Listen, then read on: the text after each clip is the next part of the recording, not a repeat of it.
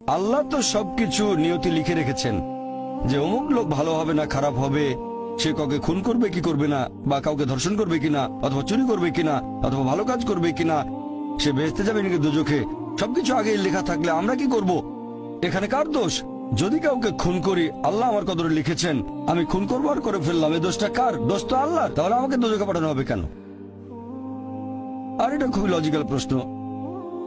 এই প্রশ্নের উত্তরে বলবো, আমাদেরকে এই কদর বা নিয়তির ধারণা আগে বুঝতে হবে যে আল্লাহ সুবহানাহু ওয়া তাআলা আগে থেকে লিখে রেখেছেন একটা মানুষ কখন জন্মাবে, তারপরে সে কোন দেশে জন্মাবে, কখন মারা যাবে, কোন দেশে মারা যাবে। আল্লাহ পবিত্র কোরআনে বলেছেন সূরা ইসরা অধ্যায় 17 আয়াত নম্বর 14 যে যখন কোন শিশু জন্ম নেয় তার কর্মগুলো আমি তার গ্রীবালগ্ন করে দিই। একজন মানুষের ব্যাপারে আল্লাহ জানেন সে কি করবে, ভালো না খারাপ, সঠিক না বেঠিক, সে বেহেশতে যাবে নাকি দোজখে যাবে। যে ধরেন একটা ক্লাসে একজন টিচার পড়াচ্ছেন 100 জন ছাত্রকে প্রায় 1 বছর ধরে, আর পরীক্ষা শুরুর আগে টিচার অনুমান করলেন যে এই ছাত্রটা এবারের পরীক্ষায় ফার্স্ট হবে, ফার্স্ট ক্লাস ফার্স্ট, এই ছাত্র পাবে সেকেন্ড ক্লাস, এই ছাত্র করবে ফেল। এটা আমি উদাহরণ হিসেবে বলছি। এর কিছুদিন পরে পরীক্ষা হয়ে গেল, প্রথম ছাত্র হলো ফার্স্ট ক্লাস ফার্স্ট, এই ছাত্র সেকেন্ড ক্লাস, আর ওই ছাত্রটা করলো ফেল।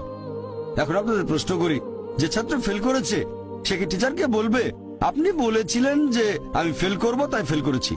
এখানে দোষটা কার? টিচারের নাকি ছাত্রের? কার দোষ? ছাত্রের। টিচার অনুমান করেছেন এই ছাত্রটা বাইরে ঘুরে বেড়ায়, ঠিক মতো ক্লাসে আসে না, সিনেমা দেখতে যায়, এজন্য সে ফেল করবে। ওই ছাত্র মোটামুটি মাঝারি, এই ছাত্র খুব মেধাবী, অনেক পরিশ্রম করে, তাই টিচার পরীক্ষা শুরু হওয়ার আগে অনুমান করেছেন এই ছাত্র হবে ফার্স্ট ক্লাস ফার্স্ট, এই ছাত্র সেকেন্ড ক্লাস, ওই ছাত্র ফেল। তারপর আসলে ওই ছেলে ফার্স্ট ক্লাস ফার্স্ট, এই ছেলে সেকেন্ড ক্লাস, আর ওই ছাত্র ফেল। টিচার অনুমান করেছেন, তার মানে এই না যে দোষটা টিচারেরই হবে। টিচার সবাইকে পড়িয়েছেন সঠিকভাবে, সমানভাবে। একইভাবে আল্লাহ সুবহানাহু ওয়া তাআলার আছে ইলমে গায়েব, তিনি ভবিষ্যৎ সম্পর্কে জানেন। কিছু জিনিস ঠিক করা আছে যে এই লোকটা জন্মাবে অমুক দেশে, জন্মাবে অমুক দিনে, আর সে মারা যাবে অমুক দেশে অমুক তারিখে, ইত্যাদি ইত্যাদি। তার পরিবেশ ধনী হবে নাকি গরিব হবে, তবে পছন্দটা এখানে আপনার। যেমন ধরেন 12 স্ট্যান্ডার্ড পাশ করার পরে অপশন আপনার হয়তো ইঞ্জিনিয়ার হবেন, অথবা ডাক্তার হবেন, বা একজন আইনজীবী।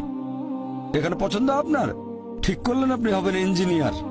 এখন আল্লাহ এটা আগে থেকেই জানেন যে 12 স্ট্যান্ডার্ড পাশ করার পরে আপনি ইঞ্জিনিয়ার হওয়ার চেষ্টা করবেন, তাই আল্লাহ আগে লিখে রেখেছেন। ব্যাপারটা এমন না যে আল্লাহ লিখে রেখেছেন বলে আপনি বেছে নিচ্ছেন। যেহেতু আপনি এটাই বেছে